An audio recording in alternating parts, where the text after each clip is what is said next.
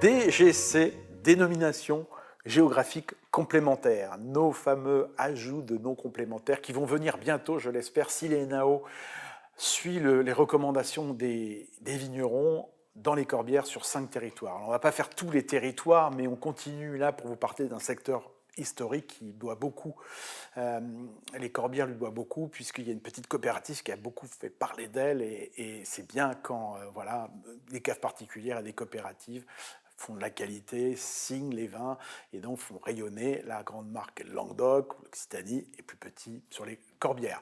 Alors ça s'appelle Durban maintenant sur le papier, c'est le DGC. Durban, Durban c'est le sud des Corbières, c'est un paysage très montagneux.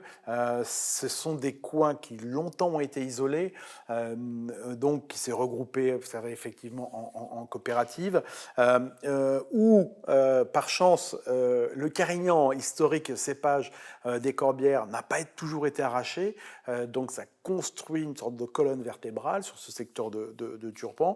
On a presque 30 ou 40% de Carignan généralement dans les cuvées, donc ça c'est un indicateur pour vous, consommateurs.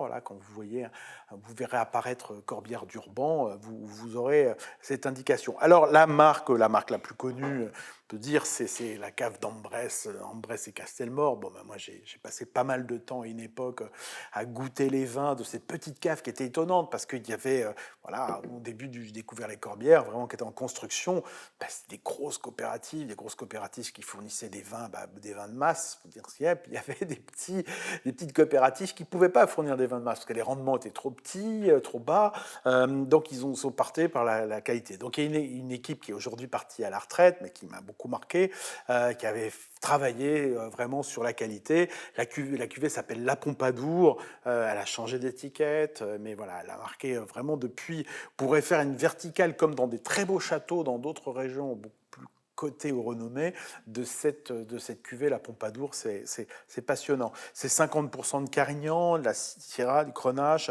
Je retrouve toujours dans cette cuvée un côté un peu, j'évoque souvent, poussière, c'est pas joli du tout, ça peut être, mais crayeux, comme la craie qui se décompose un petit peu et qui accompagne le goût qu'on aime dans le vin, c'est un goût de fruits, un goût de raisin, mais avec cette nuance toujours légèrement crayeuse. Mûr, cuir, note d'origan, qui rappelle un petit peu aussi ce paysage très brut, très naturel de rocaille qu'on a dans ce secteur. Pour l'anecdote, il y avait beaucoup dans ce secteur-là de bergeries qui ont été, dans les années 70-80, pris par les anciens babacous, les hippies qui sont installés dans les Corbières. Voilà, dans ce secteur-là, ils étaient isolés de tout et pouvaient refaire le monde avec un grand plaisir. Donc voilà, c'est sur des rails, la Pompadour, d'Ambrès et Castelmort, si on veut vraiment bien connaître Durban. Autre domaine, alors là, que j'ai aussi bien connu, Serre-Mazar. Vraiment un domaine familial qui a changé complètement ses étiquettes, c'est rajeuni, mais c'est très bien. Là, on a vraiment les vieilles vignes de Carignan qui parlent très fort. Il y a de la Syrah, toujours. Et puis, ce côté capiteux qu'on a sur Serre-Mazar, vraiment, c'est vraiment une grande puissance.